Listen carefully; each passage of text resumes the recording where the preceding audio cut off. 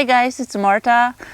The weather has turned. It's sweater definitely. I thought this would be a good time to show you some of my fall composition ideas. I'll show you different plants, different colors, and I will tell you how I pair them and why. Let's begin.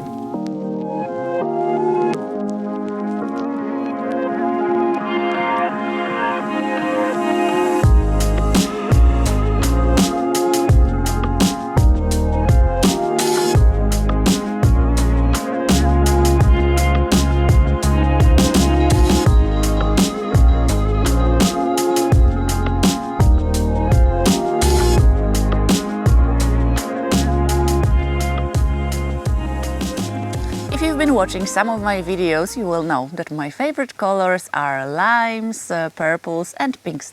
These are definitely the dominant colors in my garden, and of course green. But today I wanted to show you different, also those are my favorite, but I wanted to show you also different compositions with more deep pinks, reds and very intense greens. I thought that it would be a perfect idea to do some of those compositions for this part that I have in the pots near my garage, because all of my Japanese maples will be turning red in October, and I also have my smoke bush that will also be turning red. Hopefully we'll not get a frost, because when we get a frost sometimes the leaves do not have time to turn, but if it's fine we'll get a lot of reds there, and I thought those deep crimson reds will be perfect for that part of my garden. So first composition is very deep reds, deep pinks. I get them from my heuchera. This is black taffeta, so this is a very dark heuchera. And heuchera, what is this heuchera in my I say that all the time. So when it's positioned in the sun, the leaves will be darker. The more shade it gets, it will go more green. So have that in mind. Then I have saxifrage. These are called Dancing Pixies, and one of them is called Tali, one of them is called Tami.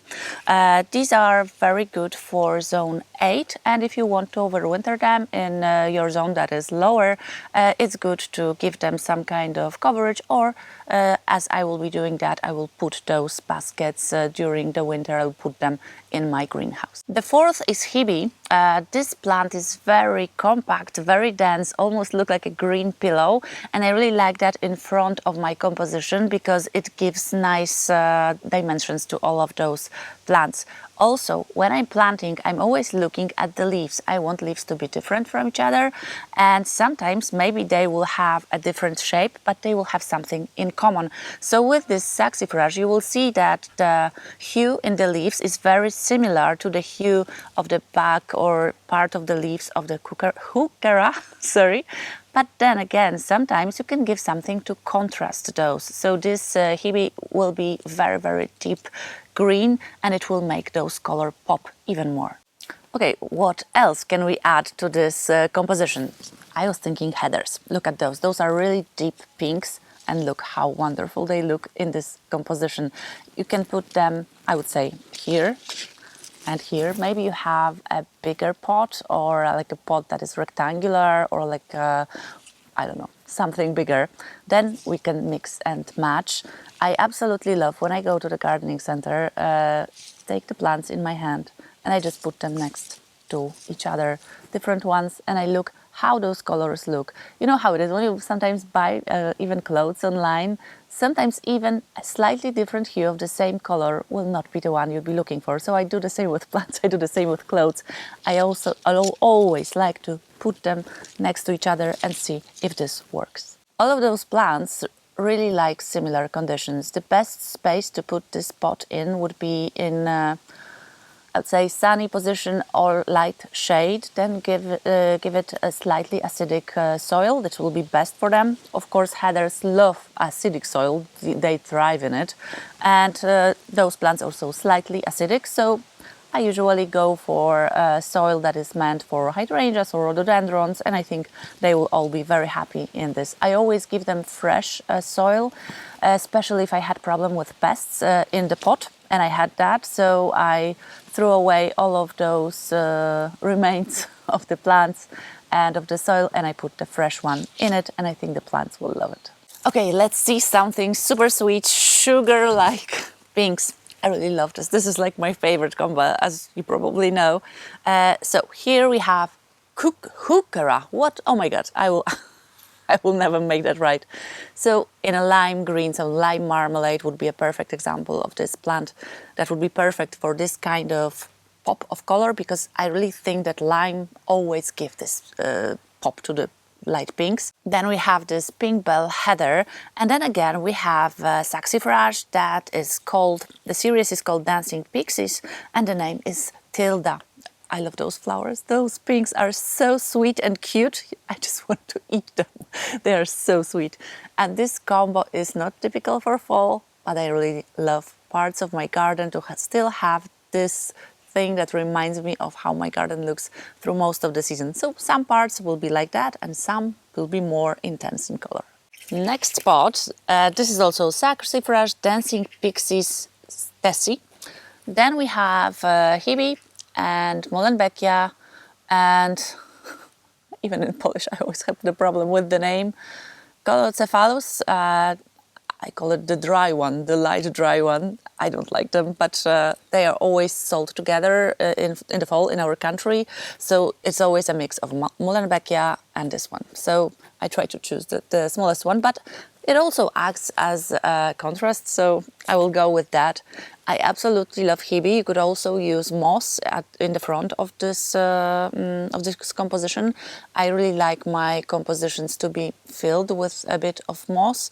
I sometimes buy it in the florist department of a large area that I go to, or maybe you have it in your garden. Remember that you cannot take moss from the wood, at least in my country it is not allowed.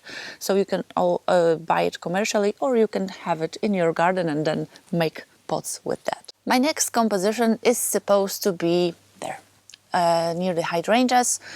All of that border is very green and lime, and I don't want any pinks there. I really wanted something light to give it more light and to have an accent in the white color, as I have during the season with my phlox. So I'm using this saxifrage. This one is called Thea, so Thea.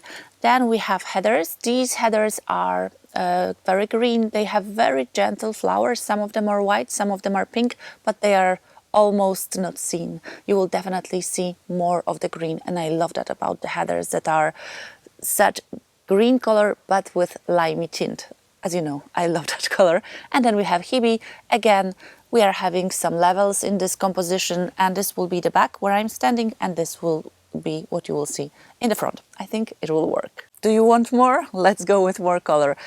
Here I have some heathers. So this heather is a pink bell heather, so it is more fragile to frost. These heathers will bloom for you if you have ericaceous soil. They will last for years. But for pots, I buy them and I treat them as annuals, because when I don't have them in the ground and I don't have that much space in the garden, overwintering them in pots is not the perfect idea, at least for me. But in the pots in the fall, I love them, because even if you live in a place that you have alkaline soil, you can buy the ready mix for the plants that love ericaceous soil, and you can have heathers in the pots. So here I tried some crimson red almost, or very, very deep pink, lighter pink, and this one with hebe. I really like it because the green pops those colors really, really nicely. And in this one, you can see all of the hues of pink, from very, very light. This one is very deep, and this one is something in the middle. And then we have ornamental cabbage. I'm not always sure if I like them. Sometimes I just put them in few of the plants, but what I do not like is the scent, or scent sounds so good, but this one really stinks when it's cold and it's very, very wet and they start to decompose. You know the scent of the cabbage that is going bad. This is what you will get in your pot. So you have to be very careful with this scent. You can of course remove the dead leaves, but I hate this scent really, really. So 2 or 3. When I just start to smell it in the garden, I throw them away. That's how I do it. Okay guys, please let me know which of the compositions you liked most, which one would you like to replicate in your garden, and please give us your recipes for the best fall or autumn, depending on where you live, compositions for your garden, your front entry or your terrace. Please let us know in the comments. And if you like today's video, please give it a thumbs up, consider subscribing, and we'll see you in the next one. Definitely the autumn or the fall has come, the weather has changed. So sweater weather and a lot of working in the garden. I will be digging, dividing those perennials and digging up those bulbs. See you in the next one. Bye.